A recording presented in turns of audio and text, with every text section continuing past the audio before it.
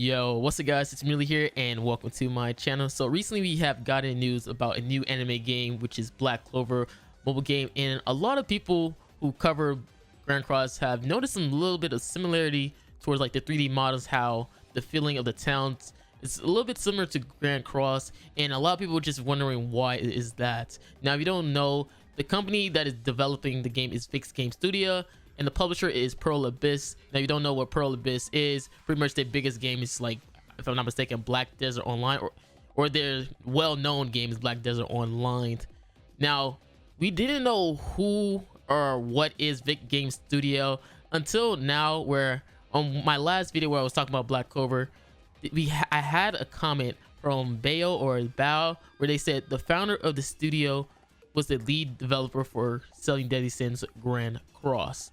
Now, I thought this was like a little bit of a troll because, you know, some people like to troll with the comments and stuff like that, until I recently looked at Google. Like, I did some good research by just typing it in Google, and I was like, yo, what is the Vic Game Studio founder?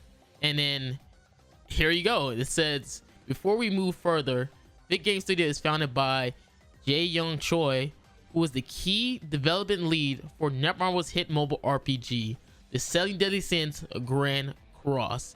Releasing, the startup began hiring for many positions on its first game, and here are some details we know through these jobs postings. Now you can see you can see how shocking that is to know that they even mentioned the key development lead, key developments.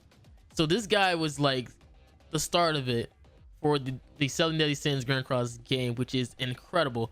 I can just feel like, yo, this game will probably be visually appealing.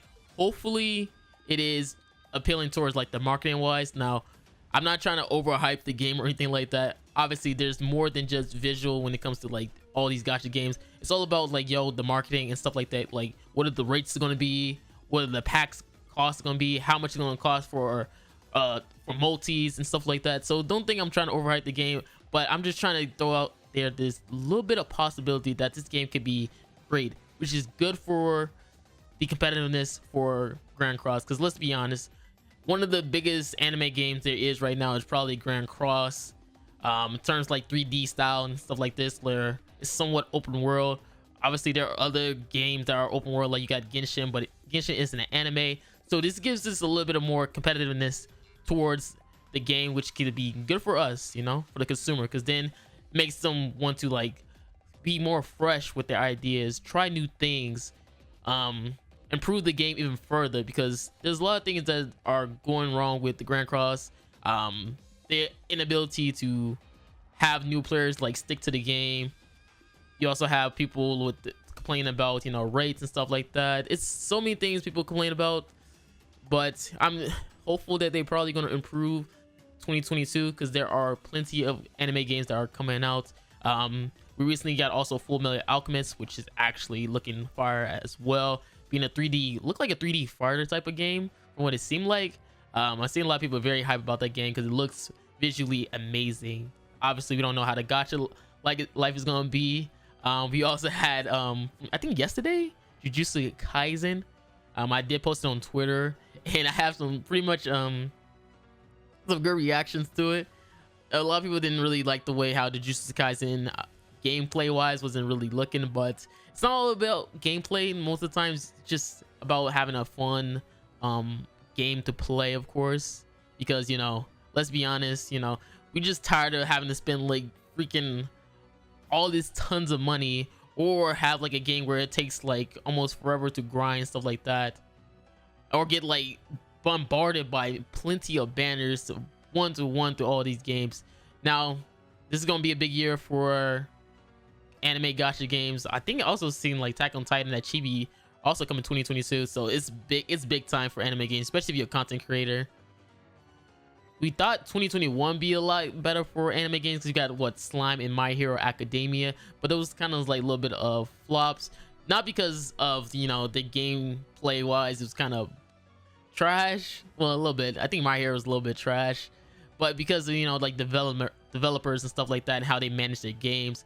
Obviously Slime is so buggy right now. I think it still is buggy to begin with, but it's still a fun game to begin with. My Hero Academia, I don't remember people still talk about it from what they've been talking about. Do people still cover it? I don't know. It's been a while since I've seen people talk about it, and it's good to see that this person who started off developing the Grand Cross game gets a different job, because this is a great opportunity to see what he can do, even go beyond what he did for Grand Cross. Because let's be honest, you know, he, from what I seen with the screenshots, man, bro, that town looked lively. The town in Grand Cross, like when you just go to the town, bro, that still looks dead. Looks like as many people it is who said, yo, that Escanor versus Meliodas fight was fire. That's how many people it is in that town. That's how dead it is, which is crazy. How lively one town could be and the other one just be like a graveyard for Seven Deadly Sins. But again, hopefully Grand Cross do improve, because we did have amazing. I'm not going to take away from the fact that we did have amazing updates for Grand Cross, even though some of them feel like it flopped a little bit. Like we had the Ragnarok update, which was actually pretty fire, seeing cool things, the anime shots, quick trailer and stuff like that. It was amazing. The bad thing about that with Ragnarok is just that I don't think anybody really cared about the story. Honestly, they just cared about the free rewards and the gems, which is unfortunate. I'm pretty sure that was the most obvious thing, because that people treat the story like that, the same thing, where they just don't even care about the story. They just try to speed run it fast as possible. Don't even pay attention to the cutscenes unless it's some cool fight. Unless it's some cool fight or something like that. They really don't really care about the cutscenes, especially if like the newer things like original characters and also Ragnarok. Like you just don't have that feeling of wanting to like continue looking at the story. All you care about is, yo, is it 30 gems at the end so I can finally do this multi to try to finally pull Fest King? Like, there's not really a lot of people very interested into the Ragnarok story, which I guess you can say that it was a little bit of a flop. Maybe they can improve a little bit, because I did see, I mean, I really enjoyed the one with Magelda. I feel like that one was a little bit more better, because it felt like a character had more personality as I was actually looking into the story.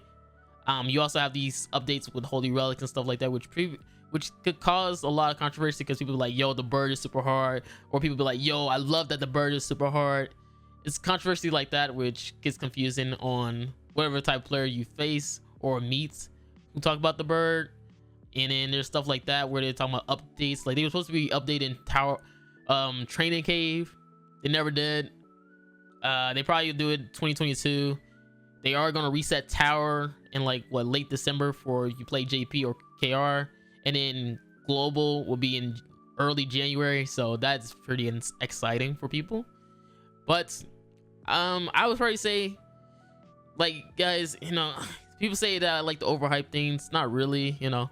I'm just wanting like competitions just so it'd be betterment for the game, to give a little bit more, you know, light a fire under Grand Cross, to actually do more things, like even add more collabs that are actually fire, and nothing like Stranger Things, all right, that no one even care about.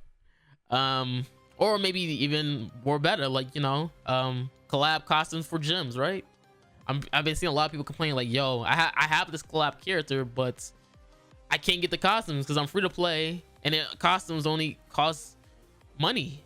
Like it'd be like cool stuff like that. Like I said before, the Grand Cross did have an amazing year with amazing stuff coming out. Probably poorly executed, but then again, it's still more content. So again, hope you guys enjoyed this video. Hopefully Black Clover lives up to the hype, you know, because I'm seeing a lot of people very excited for this game, and I am too. So this is Marilli, guys, and I'm out. Peace.